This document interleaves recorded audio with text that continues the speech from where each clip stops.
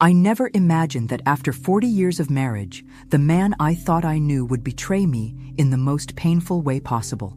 The love I had built, the trust I had in him, it all crumbled in an instant. What followed was not just the end of a marriage, but the unraveling of everything I believed to be true about myself, my friends, and my life. If you think you know where this story is going, think again. The truth is much darker, and the revenge, it's far from what anyone could expect. Don't forget to hit that subscribe button and let me know where you're watching from in the comments. I promise, you won't want to miss what's coming next. My name is Linda, and for the better part of my life, I thought I had it all. A wonderful husband, 3 children who were mostly well-behaved, and a beautiful home in a quiet suburban neighborhood. David, my husband, was everything a woman could ask for. Charming, supportive, a great father, or so I thought. For years, I had been the quintessential wife, organizing family dinners, maintaining our home, and making sure everything ran smoothly. I kept things in order, while David worked long hours, always on the move, climbing the ladder of success. We were the picture of stability, the type of family others admired. Our house, a sprawling property tucked away in a leafy suburb, was a symbol of everything we had achieved together. Our children, now grown, had their own lives, leaving David and me to focus on each other. But, as time passed, I started to feel the weight of being forgotten. It wasn't a dramatic shift. It was subtle. A moment here, a glance there. The affection we once shared seemed to slip away without warning, and I could feel David's attention drifting to other places. I told myself it was nothing. A phase, maybe. After all, we'd been together for so long, but in my gut, something didn't feel right. My best friend, Sarah, had always been my confidant, the one person I could rely on through thick and thin. Over the years, our bond had only grown stronger. Sarah had been my rock, or at least, I thought she was. She was always there, ready to lend an ear, especially when David became busier with his work. It was Sarah who always reassured me that everything would be okay, that David was just stressed or going through a work phase. I believed her.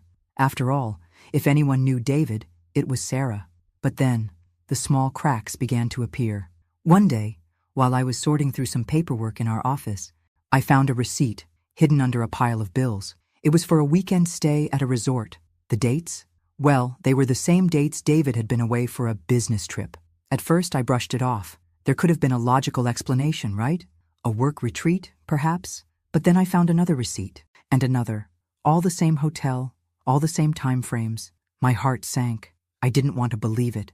My mind screamed at me to stop, to ignore what I was seeing. But deep down, I knew.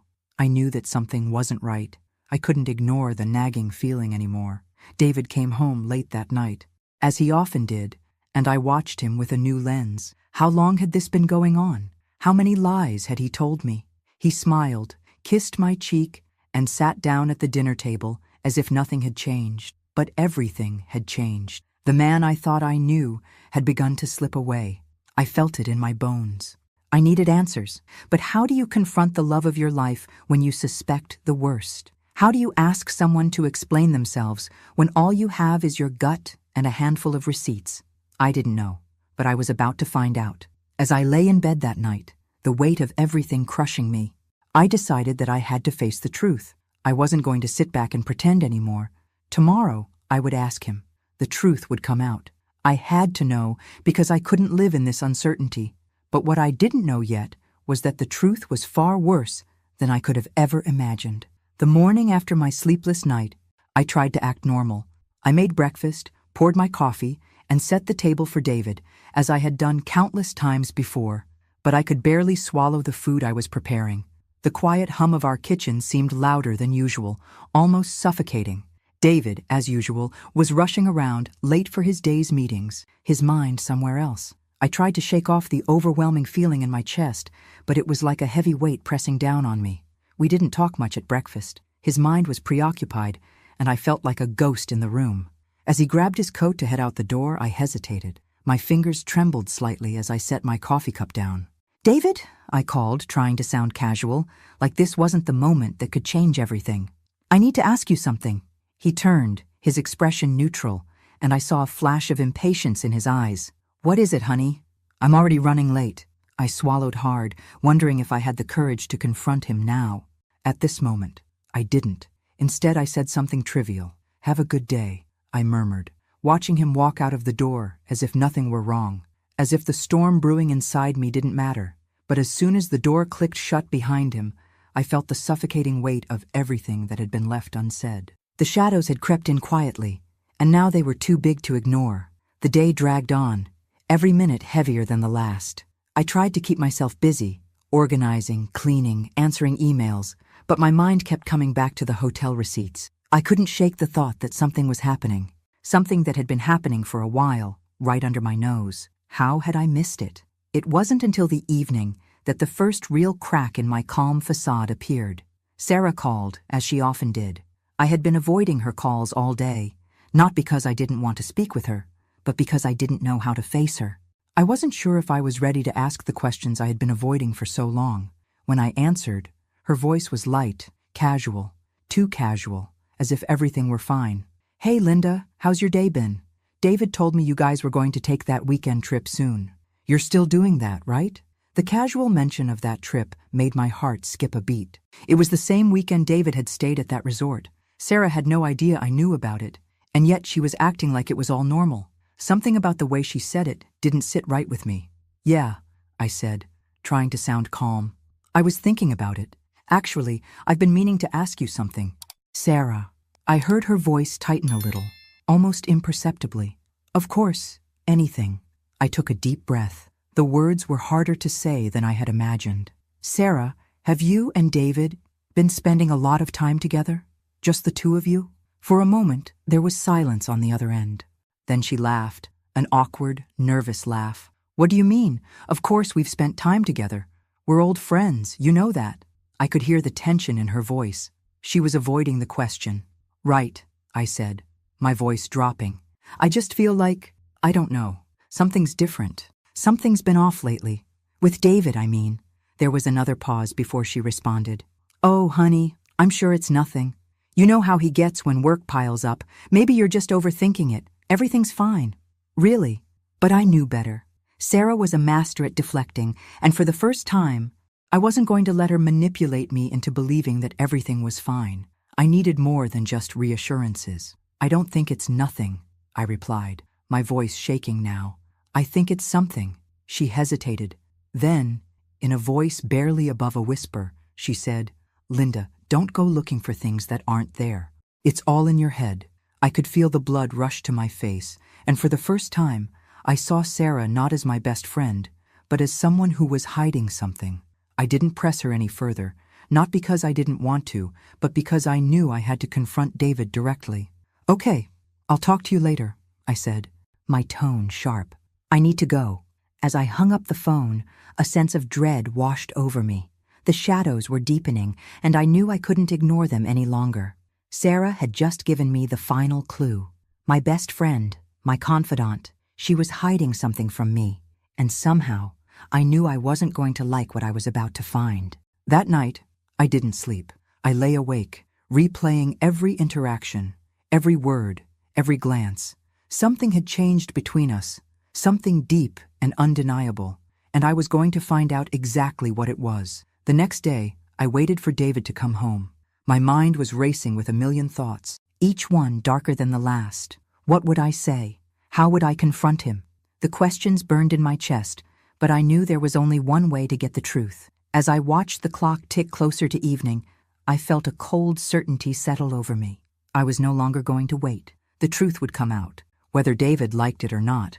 David came home that night, looking as charming as ever. He flashed his usual smile, kissed me on the cheek, and made some casual comment about how his day had gone. But to me, everything had changed. I felt a wave of nausea churn in my stomach as I forced myself to smile back. How could he stand there so unaffected when I was on the verge of unraveling? I waited for him to settle in, pour himself a drink, and kick off his shoes. The house felt too quiet. Even our dog, who usually barked in excitement when David arrived, seemed to sense the tension in the air and stayed curled up on the couch. "David, we need to talk," I said, my voice tight. He turned, his brow furrowing slightly. "What's wrong, honey? You look like you've seen a ghost." I shook my head, trying to collect my thoughts, but the words were spilling out before I could stop them. I found something today. Some receipts. Hotel receipts. From that trip you said you were on for work, but you weren't there for work, were you? He froze, his eyes darting toward the door as if he was trying to come up with an excuse, a way out. His smile faltered, and for a brief moment I saw panic flicker in his eyes, but it disappeared as quickly as it came, replaced by a familiar calm that I now saw for what it was, a lie. "Linda, you're overreacting," he said smoothly, walking toward me. "You know how these things look, but they're nothing. Honestly, you're letting your mind run wild." His words sounded rehearsed, and I couldn't swallow them anymore. The man I had loved, the man I had built a life with, was standing in front of me, lying through his teeth. A coldness washed over me, and the weight of it felt heavier than anything I had ever experienced. "You're not going to tell me the truth?" I asked, my voice trembling. "About Sarah? About the trips? About everything you've been doing behind my back?" David sighed, walking past me as if this conversation wasn't even worth his time. "Linda, please, I don't know what you're thinking, but you're jumping to conclusions. It's not what you think. You're being paranoid." I grabbed his arm, pulling him to face me. I needed to look him in the eyes. "Then tell me the truth. Please, David, I need to hear it from you." He yanked his arm away and took a few steps back. "You don't want the truth, Linda. You just want to fight." I was shaking now, every inch of me trembling with a mix of fury and heartbreak. "I don't care if you've been unfaithful to me. But I do care if you've been lying to my face, pretending everything was fine. And I care that Sarah, my best friend, has been part of this, helping you hide it." David's expression changed, his usual calm slipping for just a fraction of a second. "It's complicated, okay? It wasn't supposed to happen this way. I never meant to hurt you." "Don't you dare try to explain it away," I shouted, my voice cracking. "Don't you dare try to make me feel sorry for you." For a long moment, he just stared at me, his face unreadable. Then finally, he spoke. "You want the truth, Linda? Fine. Yes, I've been seeing Sarah, and I'm sorry. But it's over now. It wasn't anything serious, just a mistake." A mistake. Those two words hit me harder than any betrayal. It wasn't just a mistake. It was years of lies, years of deceit, all wrapped up in the form of the woman I had called my best friend. And all the while, I had stood by his side, trusting him, believing in the life we had built. I couldn't hold back the tears anymore. They came in waves, choking me, but I didn't care. I was devastated, but more than that, I was furious. "You're unbelievable," I whispered, the words barely leaving my lips. "All this time, all these years, and this is how you repay me?" David looked at me with a mixture of guilt and indifference. He didn't know how to apologize, how to make it right, because in his eyes, this had never been about me. This was about him. He was the victim in his own mind, and everything he had done, every lie, every betrayal, was justified somehow. "You're angry, and I get that," he said, his voice soft now. "But please, Linda, don't make this worse than it is. We can work through this, okay? We've been through worse before, but we hadn't been through this before. Nothing like this. This wasn't something you could fix with apologies. The man I had loved, the father of my children, had broken me in a way I could never come back from." And as I stood there, listening to him, I realized something. There was no going back. I didn't want to hear his explanations, his excuses. I didn't care anymore. I knew, deep down, that it was over. And as I turned away from him, walking out of the room, I made a promise to myself. I would not let him destroy me. I would not let his lies and betrayal define me. The woman who had been broken in that moment was gone. A new woman, one who had learned to survive, would rise from the ashes. But that would come later. For now, I had to process this. I had to absorb it, and for the first time, I needed to let myself feel the depth of the wound he had inflicted. I had to let it consume me for just a little while longer before I could burn it all to the ground. I knew one thing for sure. This was just the beginning. The following days blurred together in a haze of confusion, pain, and disbelief. David's words echoed in my mind like a broken record. "Yes, I've been seeing Sarah, and I'm sorry." I couldn't shake them. His cold admission, the way he casually dismissed everything we had built, gnawed at me. I was left in a storm of emotions, too angry to cry, too hurt to confront him again. It felt like my life had split into two parts. before I knew, and after. And the after was too painful to even imagine. But I had to know more. I needed to understand how deep the betrayal really went, how far back this had been happening. I wasn't going to live in the dark anymore, pretending everything was fine. If David could be so brazen with his lies, then I would find the truth myself. No more blind trust, no more pretending. I spent hours going through his things, picking apart his routine, examining every text message, every email, every conversation he'd had. What I found made my blood run cold. The receipts from the resort weren't just a one-off mistake. There were more, several more, and not just with Sarah, other women too. His infidelity had been a slow burn, something that had been happening under my nose for years. The hotel receipts stretched across several years, different women, different places. And the most chilling part? I hadn't known. I hadn't felt it. How was that even possible? How could I have been so blind? But it wasn't just the receipts. I found photographs, old ones, taken when we were supposed to be on family vacations. They were taken from the same resort, and in every one David was there with someone else. I couldn't recognize the faces of the women, but the fact that he had been lying to me for years, sneaking around with them while I remained clueless, it crushed me. My hands trembled as I scrolled through the photos, my mind reeling. This wasn't just an affair. It was a betrayal so deep, so all-encompassing, that I didn't even know who the man in the photos was anymore. This was no longer the husband I had built a life with. This was a stranger. I wanted to scream, to rage, to confront him in the worst possible way. But I didn't. I couldn't. I wasn't going to give him the satisfaction of seeing me break down again. No. This time, I was done. The next evening, as I waited for David to come home from another long day of meetings, I knew it was time. I couldn't hold on to the lies any longer. I couldn't let him continue to manipulate me into thinking that I was overreacting, that this was all just a misunderstanding.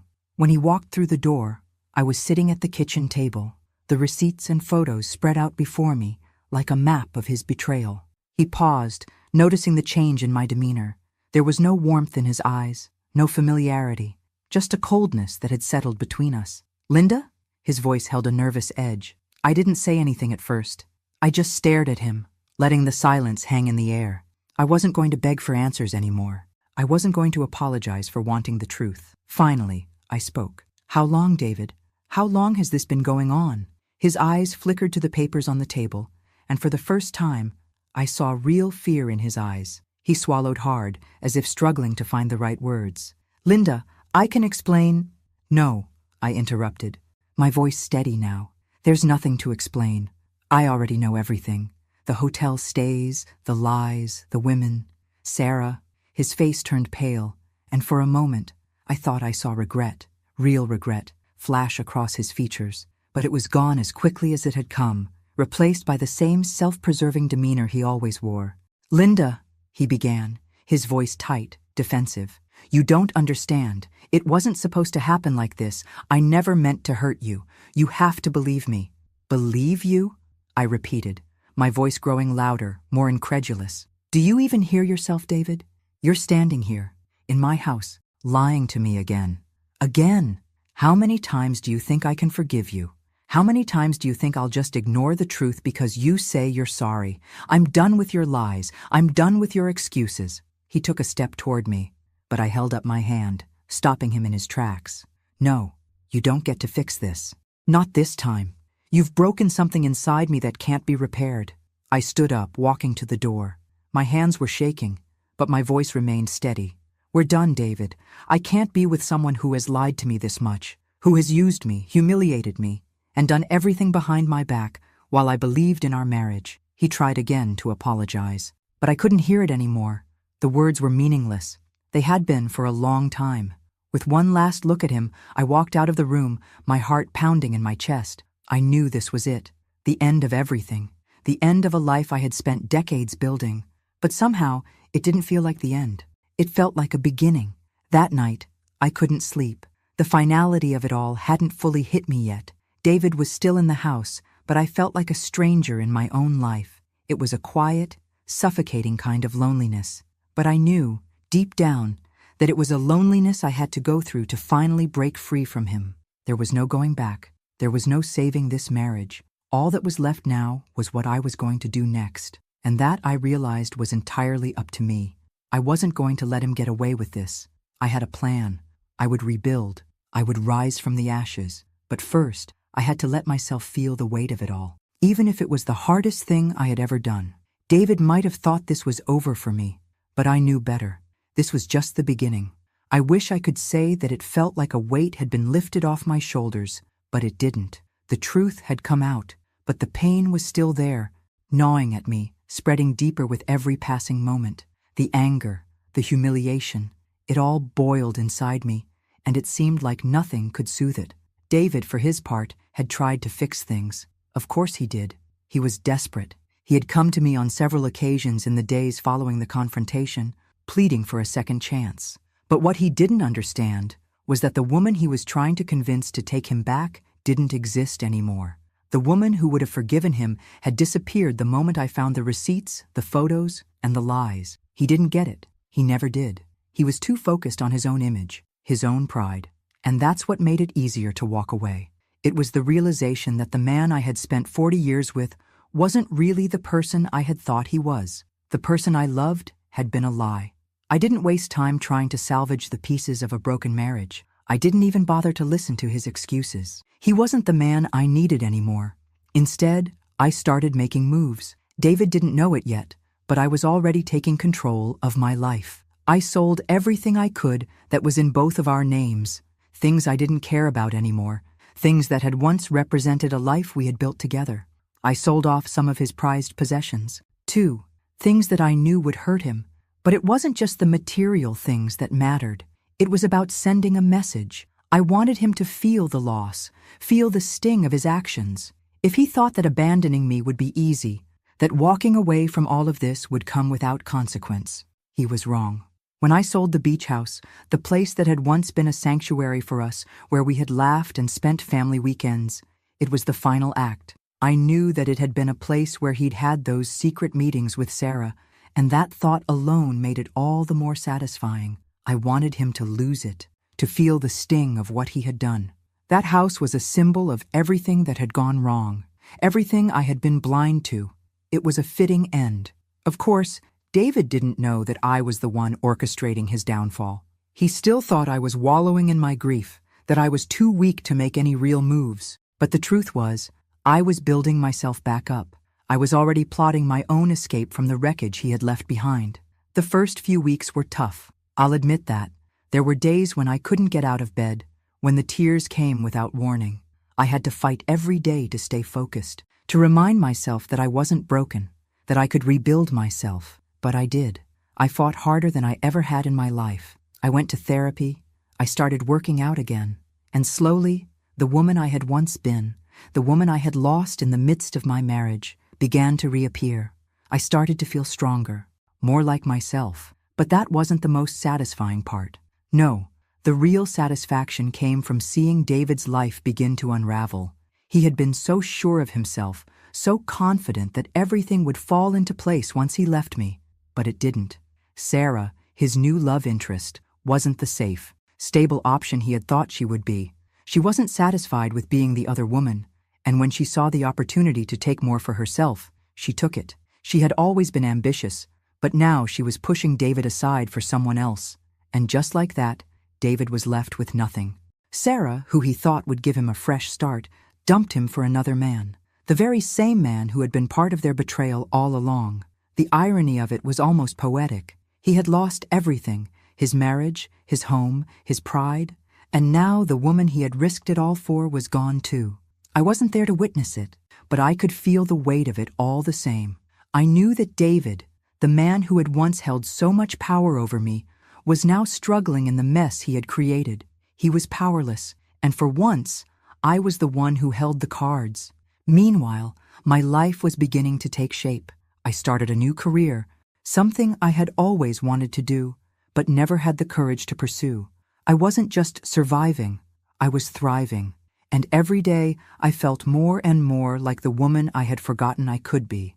I didn't need David's approval. I didn't need anyone's approval. I was doing it on my own, without his shadow hanging over me.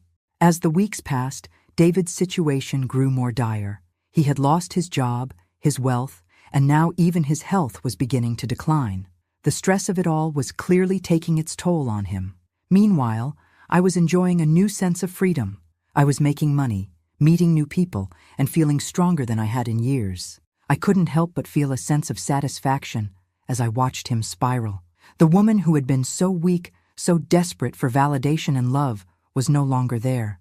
She was gone, and in her place was a woman who had reclaimed her power, her confidence, and her sense of self-worth. David had lost everything, but I had found everything I needed within myself. One evening, as I was out with friends celebrating my latest achievements, I received a call from an unknown number. It was David. His voice was strained, his words slurred. "Linda," he said, his voice barely audible. "I need you.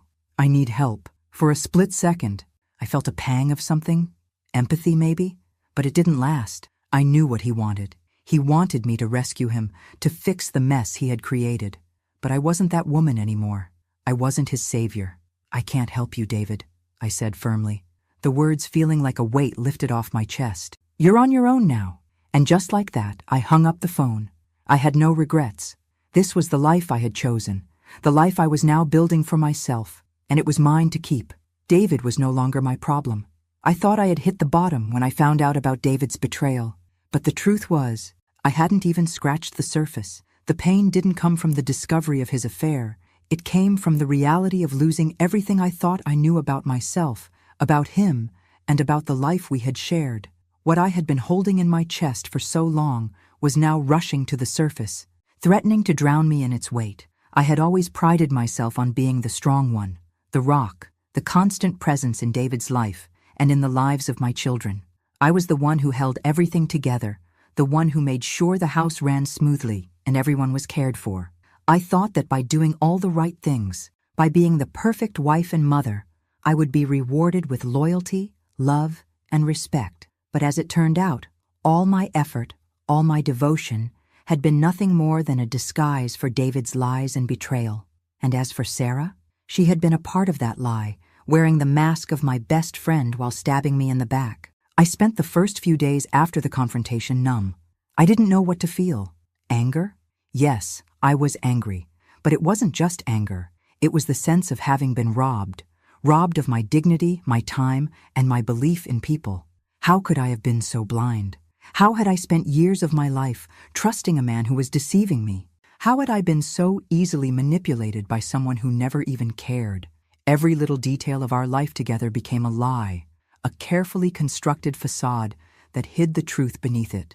The vacations, the anniversaries, the quiet evenings at home, none of it had been real. The love I thought we shared, a lie. The family we had built, a lie. Even Sarah, the one person who had always been by my side, was just another player in the game of deceit that had been unfolding right in front of my eyes. The realization hit me harder than anything else. It wasn't just about David and Sarah. It was about me, about how I had let myself be consumed by the roles I played, wife, mother, friend, at the expense of who I was. I had become so wrapped up in the image of the perfect life that I had forgotten to look beyond it, to see the truth of what was happening around me. I thought I was the person who had it all together, the woman who had everything, love, family, a home. But I wasn't that woman anymore. The real woman, the one I had lost along the way, was buried beneath years of expectations and self-sacrifice.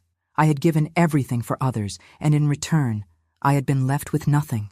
I wasn't just heartbroken, I was shattered. The first night after David left, I stayed up late, staring at the ceiling, trying to piece together the fragments of my life. I cried until there were no tears left, until I was exhausted and numb. But sleep never came. The house that had once been filled with laughter and warmth now felt empty. The silence was deafening. Every corner of the house reminded me of the life we had built together, the life I thought was solid, secure, unshakable. But it had been nothing more than an illusion. When I woke up the next morning, the weight of the night before was still heavy on my chest. I didn't want to get up, didn't want to face the reality of what had just happened, but I had to. I had children to think about, a life to rebuild, and for the first time in years, I had to focus on myself. That was when the anger really began to set in. I had spent too long pretending to be the perfect wife, the perfect mother, the perfect friend. I had sacrificed pieces of myself along the way, and in return, I had received nothing but betrayal. I wasn't going to let that be my legacy. I wasn't going to stay broken, wasn't going to let David's lies define me. I had to find a way to take back my power, and I would start by doing what I should have done years ago, taking care of myself. The anger, as overwhelming as it was, became my fuel. I didn't want to be the victim anymore. I wasn't going to wallow in pain or regret. I was going to use this anger to rebuild my life, to reclaim my independence. I was going to take back the pieces of myself that I had given away for so long. And that meant not just focusing on my own healing. It also meant making David feel the consequences of his actions. I wasn't going to sit idly by and watch him move on with Sarah, while I was left to pick up the pieces of our broken life. He had hurt me, humiliated me, and I wasn't going to let him get away with it. That week, I made a decision. I started planning. David had always been the one in control, the one who made the decisions, the one who held the power in our relationship. But that was about to change. I was going to take back control. I wasn't going to let him or Sarah have the satisfaction of seeing me broken. I started by contacting a lawyer, getting everything in place for the divorce. I didn't need to consult David on the decision. I knew it was time to let go of him. But more than that, I knew it was time to let go of everything that had tied me to him, everything that had made me feel small, invisible, and worthless. The house, the beach house, the money, it was all going. I didn't care. I was reclaiming what was mine.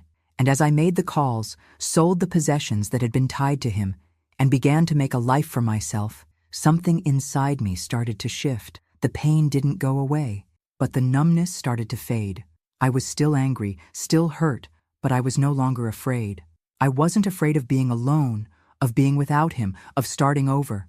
The world felt like it was at my feet. I couldn't stop the tears, not yet, but I didn't need to. I wasn't just healing, I was evolving. Every decision I made, every move I took, felt like a step toward my true self. I wasn't going to be a victim. I wasn't going to be the broken woman who had been left behind. I was going to be the woman who walked away from the wreckage, stronger and more determined than ever. And I was going to make sure David and Sarah would never forget the price of their betrayal. As the days turned into weeks, I began to understand something that had been hard for me to admit. David's betrayal wasn't just about him sleeping with Sarah. It wasn't just about the house, or the lies, or the humiliation. What hurt the most, what felt like the deepest wound, was the realization that I had been living in a lie for years. It wasn't just one affair. It wasn't just Sarah. David had been unfaithful to me for much longer than I had ever imagined. And when I began digging, when I started asking the right questions, I uncovered a truth I had never seen coming. David had been cheating on me for years, with multiple women, and Sarah wasn't the first. The gut-wrenching discovery came slowly. First, I found another set of receipts: hotel bills, plane tickets, gifts. They were all from places I hadn't been, places I had never even known about. And they were from years ago, long before Sarah had entered the picture. That's when the nausea hit me. The life I had been so sure of, so certain of, was built on nothing but a string of lies. I wasn't just betrayed by one woman, I was betrayed by him, over and over again. The more I searched, the more I found. A few late-night phone calls that I thought were business calls were actually from lovers. Emails that I had never seen, messages buried in his inbox. Each one confirmed what I had been unwilling to see. I could barely breathe as I looked at the messages, each one more intimate, more secret than the last. David, the man who had once been my everything, had spent years lying, deceiving, and betraying me in ways I couldn't have imagined. My heart broke all over again. The shock of it was almost unbearable. How could I have been so blind? How could I have missed it all? And the worst part was, I had believed in him, believed in our marriage, in us. For all those years, I had stood by him, supported him, believed his lies. I had given him everything, and he had given me nothing but deceit. But as the truth began to settle in, something shifted inside me. The anger I had been holding on to, the overwhelming sense of betrayal, began to fade into something more powerful. This wasn't just about revenge anymore. It wasn't just about making him suffer. It was about my own redemption. It was about reclaiming my life, my identity, my sense of self, I had spent too long being the woman everyone else wanted me to be, the perfect wife, the perfect mother, the perfect friend. I had given everything to others, and I had lost myself in the process. But now, I was reclaiming the pieces of myself that I had sacrificed. I wasn't going to let David's lies define me any longer. I was done with being the victim. I wasn't going to cry myself to sleep over a man who didn't deserve me. I didn't want revenge in the traditional sense. What I wanted was freedom. I wanted to stand tall again, to feel strong, to take back everything that was mine. And in order to do that, I needed to face this truth head on. The next morning, I gathered the strength to sit down and really think about what I wanted to do. I made a list of everything I had to let go of, everything I had to rebuild. But most importantly, I wrote down what I wanted for myself, what I deserved. And for the first time in a long time, I allowed myself to dream about a future where I wasn't defined by David's betrayal. As I sat in the quiet of the house, looking at the papers spread before me, I realized that this wasn't just the end of my marriage. It was the end of a life I had outgrown. This was my chance to start over, to finally live the life I had been too afraid to pursue. It wouldn't be easy, but it would be mine. And that was the most liberating feeling I had ever had. David, for his part, was still trying to make sense of everything. He didn't understand how I could just let go so easily. He kept coming around, trying to fix things, to convince me that he was sorry, that he would do anything to make it right. But I wasn't interested in his apologies anymore. I didn't want his pity. I didn't want his remorse. I wanted him to understand one thing.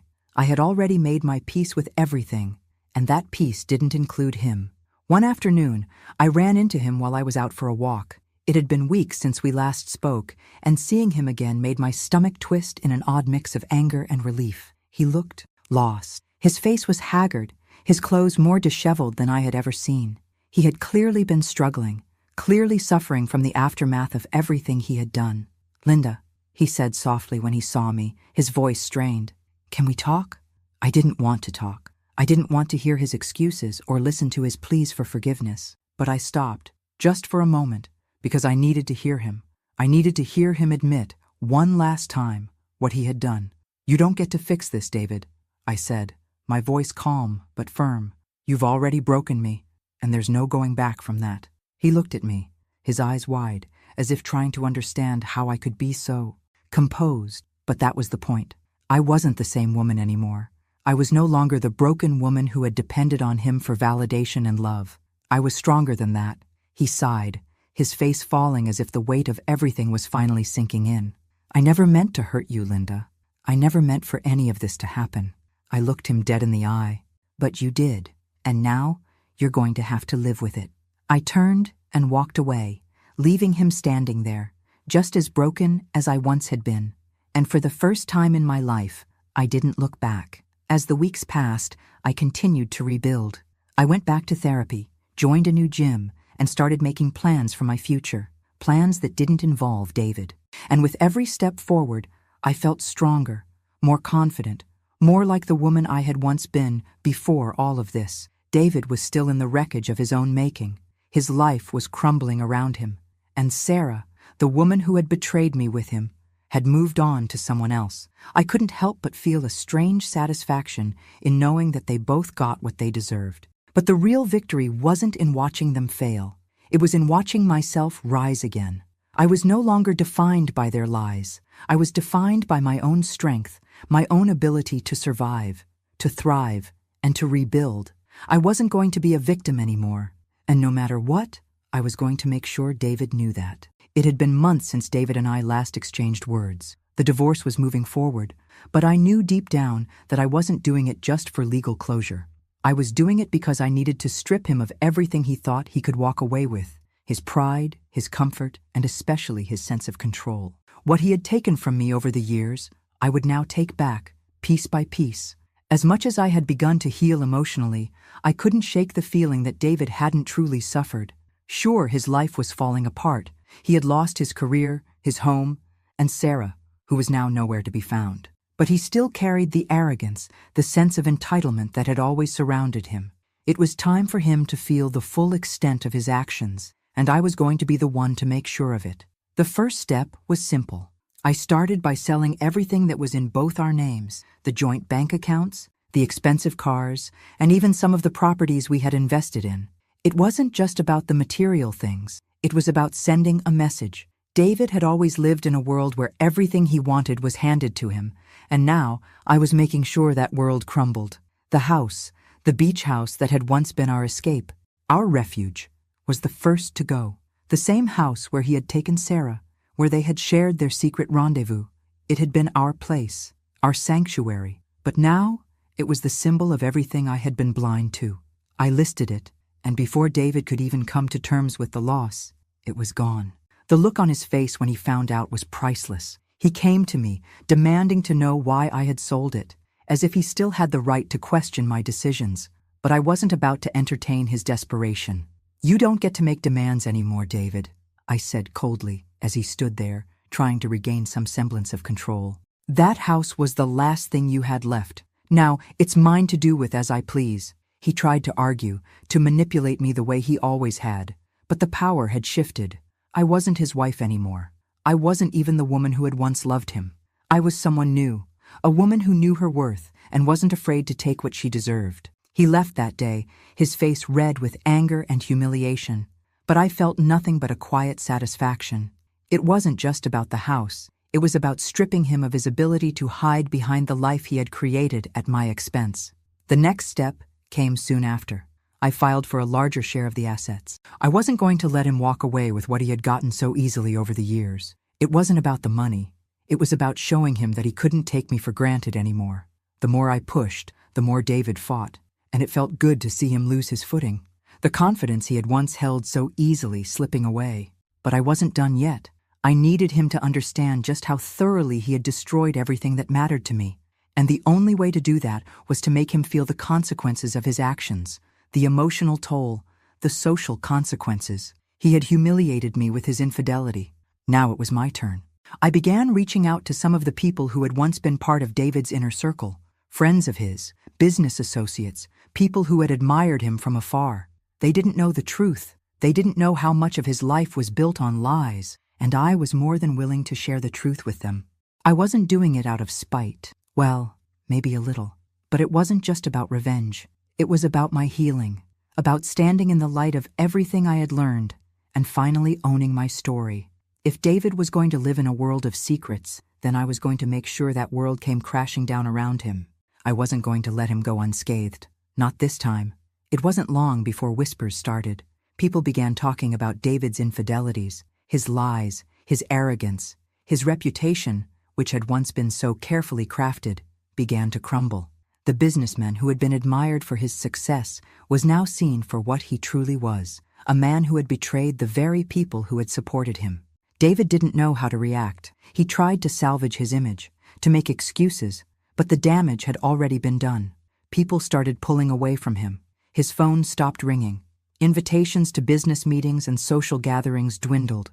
And the harder he tried to hold on to the life he had once taken for granted, the further it slipped from his grasp. But I wasn't finished. Watching his world crumble wasn't enough. I wanted him to feel the way I had felt, the ache of losing everything you thought you could rely on. I wanted him to understand the depth of his betrayal, to realize that nothing would ever be the same again. The final piece of my plan was simple, but it was the one that would hit him the hardest. I reached out to Sarah. I didn't contact her out of revenge. I was beyond petty confrontations. But I knew something that David didn't. I knew that Sarah had moved on. She had found someone else. And this time, it wasn't just another affair. She was gone for good. When I called her, I kept it short and to the point. I wasn't interested in rekindling a friendship. Those bridges had long since burned. I simply told her the truth. "He's alone now, Sarah. He's going to need you to help him pick up the pieces. But he's not worth it." I hung up before she could respond. David eventually found out that I had spoken to her. He came to me, furious, demanding an explanation. But I didn't care anymore. I didn't care about his anger or his accusations. I was done trying to appease him. "Everything you've built is gone," I said, watching his face twist in disbelief. "You're alone now, David, and you'll stay that way. Sarah isn't coming back. She's gone for good, and I'm not going to save you anymore." And for the first time in years, I saw the man I had once loved shrink in front of me. He wasn't the powerful man who had once controlled my life. He was a broken man, and it was the most satisfying thing I had ever seen. The satisfaction wasn't in his downfall. It was in mine. I had taken control of my own life. I had reclaimed what was always mine. David had no idea how far I was willing to go to regain my power. But now, I knew that I was stronger than I had ever been before. And as I walked away from the wreckage of my marriage, I felt free for the first time in years. This wasn't just about revenge, it was about freedom. And I was finally free. It had been a few months since I had made my decision to let go of the past. It felt like the air around me was lighter, even though the world I once knew had been shattered. David was nowhere to be found. His pride had been broken, his reputation destroyed, and his world crumbled into something unrecognizable. I could feel the weight of his absence, but there was something liberating about it. I had finally freed myself from a life I didn't even recognize anymore. I had done what I needed to do, not for vengeance, but for my own growth. The satisfaction of seeing David's world fall apart wasn't rooted in petty revenge. It wasn't about watching him lose everything. It was about reclaiming my own life. It was about realizing that I wasn't the victim anymore, and that I didn't need him or his validation to feel worthy. But while I was watching David struggle, my own healing journey had begun. I was doing things for myself that I had never thought possible before. Therapy was helping me to unpack years of emotional baggage that I had carried around like a weight. I was working through the grief, the betrayal, and the anger. But more importantly, I was learning how to live for myself again, something I hadn't truly done in decades. I went back to school, enrolled in classes I had always dreamed of taking but never had the courage to pursue. I started working at a local charity, helping women who were going through similar struggles. I wasn't just surviving anymore, I was thriving. It wasn't easy. There were still moments when the pain of everything I'd lost washed over me. The quiet evenings, the memories of happier times, the feeling of having someone by my side. But every time those memories crept in, I reminded myself that I had lived through it. I had survived it. I was strong enough to rise above it. One day, while I was sitting at the kitchen table with a cup of coffee, I thought back to all the years I had spent trying to please David, trying to be everything he wanted, all the while neglecting myself. I had spent decades of my life being the perfect wife, the perfect mother, the perfect friend. But I had forgotten the most important person in that equation, me. And now, for the first time in my life, I was living for me. I was doing things that made me happy, that made me feel fulfilled. I wasn't waiting for someone else to tell me I was worthy. I had learned to tell myself that I was worthy of happiness, peace, and joy, even if I had to fight for it. Months later, I ran into an old friend from my past, Paul. He had been a friend of David's, someone I hadn't spoken to in years. But Paul had always been kind, always treated me with respect, something I hadn't gotten much of in recent years. We caught up over coffee, and as we talked, I could feel a connection forming again. A bond that wasn't based on the lies or the pain of the past. It was based on mutual respect, shared interests, and a quiet understanding of each other's journeys. For the first time in a long while, I felt seen.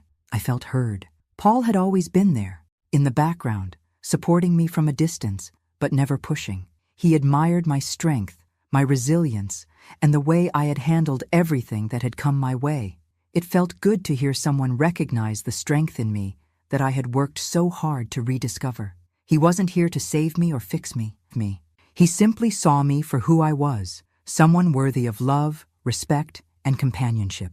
Over the following months, Paul and I grew closer. We started spending more time together, doing things that brought us both joy.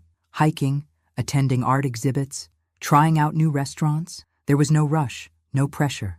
We were simply two people who understood each other's pain and were learning how to heal together. It wasn't love at first sight.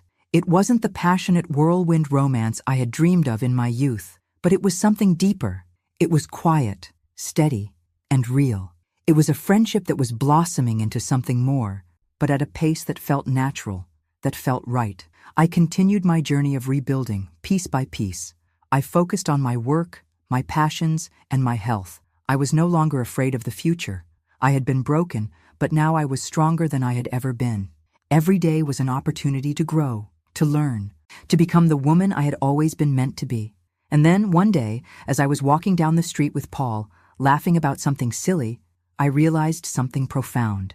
I had finally forgiven myself. I had spent so long blaming myself for everything that went wrong in my marriage. I had carried the weight of David's actions as though I were responsible for them. But I wasn't. I wasn't responsible for his betrayals, his lies, or his choices. I had done the best I could. I had given him my heart, my trust, and my loyalty. And for that, I deserved respect, not betrayal. Once I forgave myself, I could finally let go of the last remnants of pain that still lingered in my heart. I was free, not just from David, but from the chains I had placed on myself. I was no longer defined by my past or my mistakes. I was defined by who I was now, strong, independent, and unbreakable. I ran into David one last time. It was a chance meeting, completely by accident. He looked different. He had aged, the stress of his failed marriage and business ventures taking their toll. He didn't seem like the same man who had once been my everything. The arrogance was gone, replaced by a quiet sadness. When he saw me, he hesitated, unsure of how to react. But I didn't feel anger. I didn't feel pity. I just felt nothing. The man who had once broken me no longer had the power to hurt me. We exchanged a few words, nothing meaningful, just the awkward pleasantries of two people who used to share everything, but now shared nothing. As I walked away, I realized that the final chapter of our story had already been written. It was over. I had closed the book, and the weight of it no longer carried me. I was free. The life I had now wasn't perfect. It wasn't the life I had envisioned when I was younger, full of dreams of love and happiness. But it was mine. It was real, and it was finally enough. And as I looked ahead, I saw a future filled with possibilities that were all mine to claim. No more living in the shadows of the past, no more playing the role of the broken wife or the betrayed woman. I was Linda, just Linda, and for the first time in my life, that was more than enough. The sun was just starting to set when I sat on the balcony of my new apartment, overlooking the city that had become my sanctuary. It wasn't anything extravagant, just a modest space, but it was mine. It was a place I had chosen for myself, where I could begin again, free from the past that had once felt like a heavy weight around my neck. The quiet hum of the city felt comforting, a backdrop to the life I was now building. In the distance, the sound of cars, people talking, the occasional laughter, it all reminded me that the world kept turning, whether I was ready or not. But the difference now was that I was no longer waiting for something to change. I had already changed. I hadn't realized how far I had come until that moment. The pain of my marriage, the betrayal, the endless nights of crying and questioning my worth, it all felt so distant now. It wasn't that I had forgotten or erased those memories, but they no longer defined me. The woman who had once been crushed by David's lies, who had spent years thinking that her value was tied to being a perfect wife and mother, had been reborn. And in her place was a woman who finally understood her own worth, a woman who didn't need to rely on anyone to feel complete. I thought about all the things I had done since David's betrayal, the trips I had taken on my own, the friendships I had rekindled, the career I had built from the ground up. The last few months had been a whirlwind of self-discovery. I had finally begun to do the things that made me happy, and I had found a strength within myself I never knew existed. I had stopped apologizing for my happiness, for my needs, and for my desires. And then there was Paul. I had always liked him, even when he was just a shadow in the background of my life. He had been David's friend, but he had never treated me as an accessory to my husband. He had always been kind, thoughtful, someone I could count on during the darker days of my marriage. But it wasn't until recently that I saw him for who he truly was, a man who respected me for who I was, not for who I was married to. Our friendship had grown naturally, no rush, no pressure. He was supportive, but not in the way I had grown accustomed to men being supportive in my life. It wasn't about saving me from myself or trying to fix what was broken. Paul respected me in a way that allowed me to simply be me. And over time, that respect turned into something more. But it was different from everything I had experienced with David. There was no pretense, no power games, just two people learning about each other and sharing life's simple moments. He wasn't my knight in shining armor. He didn't need to be. What he offered was simple, but it was everything I had been craving. Companionship, mutual respect, understanding. He gave me space to be myself, and that was something I hadn't realized I needed until I had it. And though I wasn't sure where it would go, I knew that the relationship we were building wasn't based on the mistakes of the past. It was based on the present, and that, in itself, felt like a gift. As the weeks went by, David's presence in my life became more of a distant memory. I didn't hear from him much. He had left behind the man he once was, the man I had loved, and in his place was a hollow shell of what was once a confident businessman. But I didn't feel pity for him anymore. I didn't feel anger. What I felt, finally, was indifference. He was a part of my past, a past that had shaped me, but no longer held me captive. I remember the day he called me, not to apologize, but to ask about his things, some of the items he had left behind in the house. I didn't rush to respond, but when I did, I didn't hesitate to make it clear that he was no longer a part of my life. "David," I said calmly, "I've already moved on. What's left of our life together is packed away in a box, and that's where it stays." There was a silence on the other end of the line. For the first time, I could hear the man who had once been my partner truly realize that I wasn't coming back, that there was no more hope for reconciliation. I wasn't angry with him. I was simply done. The woman who had once cried herself to sleep over him no longer existed. "I don't want anything to do with you anymore," I added softly. "Not now, not ever again." And with that, I ended the conversation. I wasn't being cruel. I was being honest. I was finally free. Life continued to move forward, and I found myself in a new rhythm, one that was entirely my own. I didn't have to live up to anyone's expectations anymore. I didn't have to prove myself to anyone. I took time to reconnect with myself, rediscovering hobbies I had neglected, and finding joy in the little things again. I traveled to places I had always wanted to visit, and each time I returned, I found more of myself in the process. I wasn't just existing anymore. I was living. The pain was still there in some quiet corners of my heart, but it was no longer something that controlled me. It was just a part of the journey, a scar that reminded me of how far I had come. I wasn't afraid of the past anymore. It had made me who I was today, and today, I was someone strong, someone who knew her worth. One evening, I found myself standing on the balcony, staring out at the skyline, feeling the breeze against my skin. I didn't have to look back. The past was behind me, and what I had ahead of me was all that mattered. I was finally free to write my own story, without the shadows of betrayal clouding my path. I had faced the storm. I had walked through the fire. And now, here I was, stronger, more resilient, and ready to embrace whatever came next. It was my time, and I was finally ready to live it. The future was wide open, and for the first time, I didn't need anyone else to show me the way. I had found it myself, and that was enough. The months had passed, and as much as I had moved forward, there were still days when the weight of everything I had been through seemed to hit all at once. It wasn't that I hadn't found peace. It was that I had found something far more meaningful, the strength to live a life I controlled, the pain, the betrayal. It all felt like part of the old me now, like a chapter in a book I had finished reading.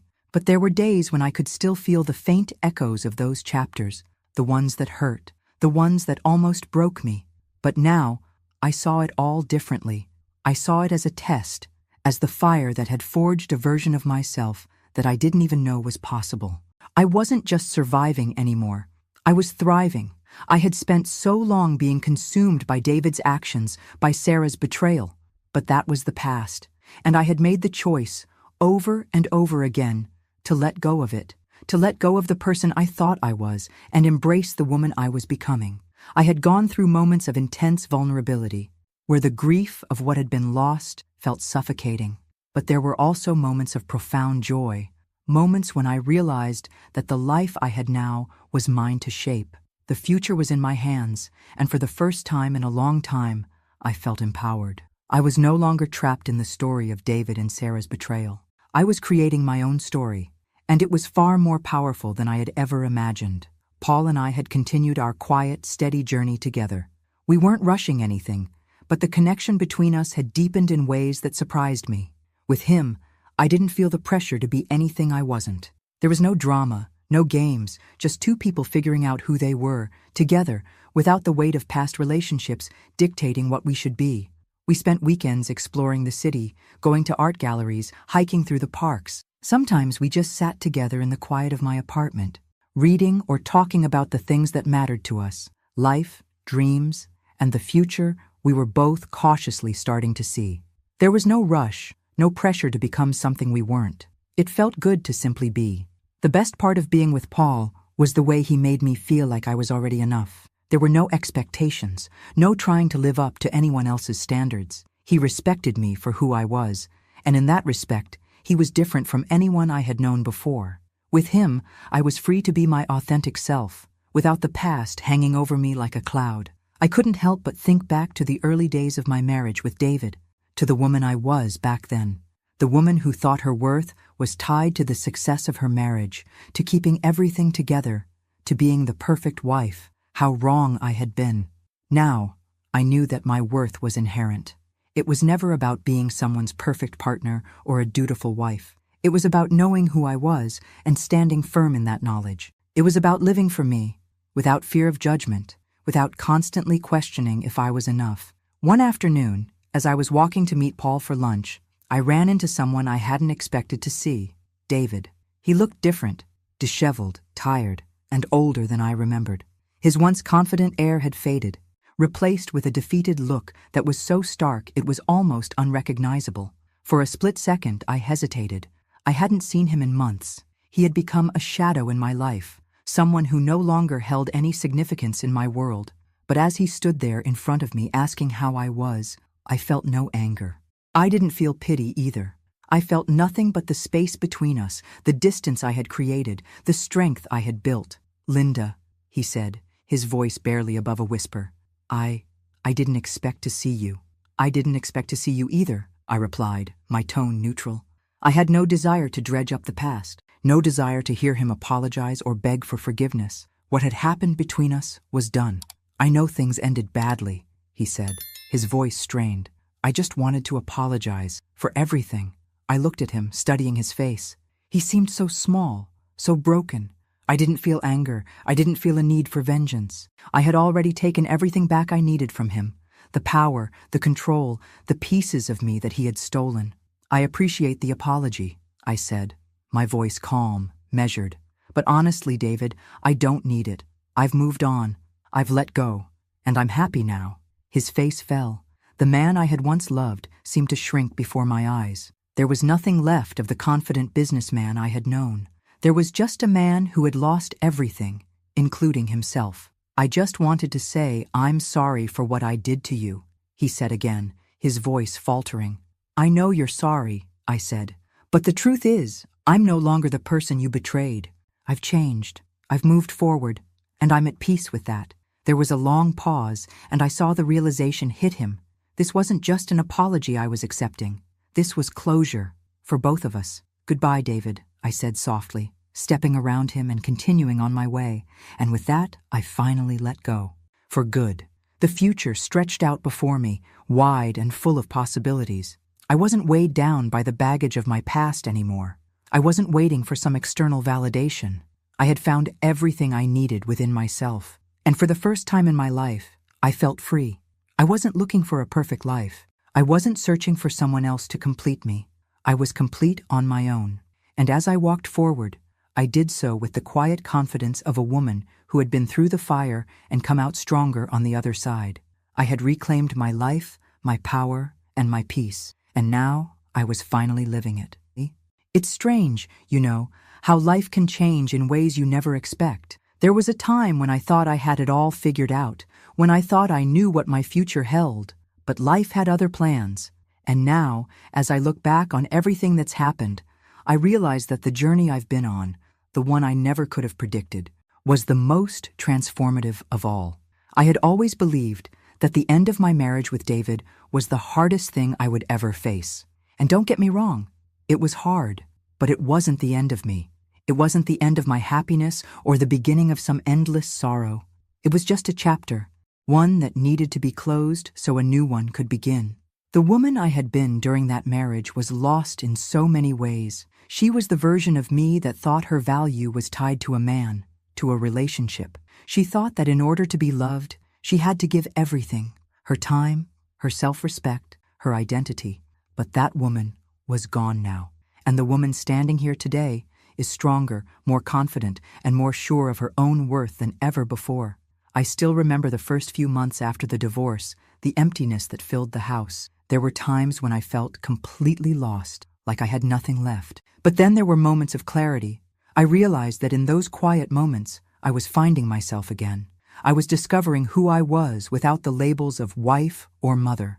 I had spent so many years defining myself by others' expectations, but now I was finally able to ask myself the question I had never truly asked before. What do I want? And the answer, at first, was simple. I wanted peace. I wanted to heal. I wanted to be okay. But as I started to put the pieces back together, I realized that there was something more, something even deeper.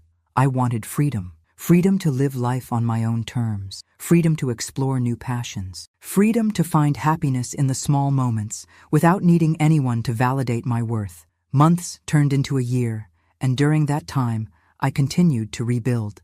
I had days of doubt, days when the shadows of my past crept back in, but each time I reminded myself that I had survived. I had overcome the worst, and now I was the one who controlled the narrative of my life. My relationship with Paul had blossomed in ways that I hadn't expected, but it was different from anything I had experienced before. We weren't rushing into anything. We didn't need to. There was no pressure to live up to some romantic ideal. It wasn't about needing someone to fill a void. It was about companionship, mutual respect, and the space to grow together.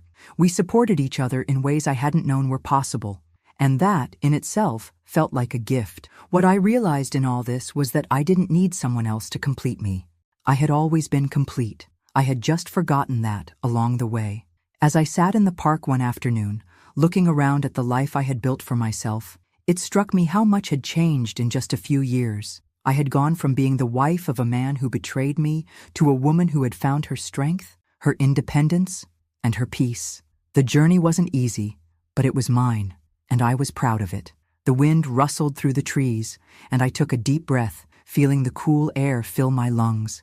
I had come so far, further than I had ever imagined, and there was still so much to look forward to. The future didn't scare me anymore. I didn't need to fear being alone. I didn't need to fear what would come next, because I knew that whatever it was, I would handle it. As the sun began to set, casting a warm, golden glow across the park, I realized that for the first time in a long while, I wasn't looking back. I wasn't holding on to the past. I was looking ahead, toward the life I was creating step by step. I had found a sense of peace that I didn't know I was capable of, and I was proud of who I had become. I stood up, feeling the cool grass beneath my feet, and began to walk slowly back home. I was no longer defined by the mistakes of others, or by the years I had spent trying to please someone who could never truly see me. I was free. I was finally free to live life on my own terms, to chase my dreams, to laugh without guilt, and to love without fear. The woman I had once been had been through the fire, but she had emerged stronger, more resilient, and more ready than ever to embrace everything life had to offer. And as I walked into my apartment, ready to continue this beautiful new chapter, I realized that I had everything I needed. I was enough. I had always been enough. And for the first time, I felt truly, deeply free.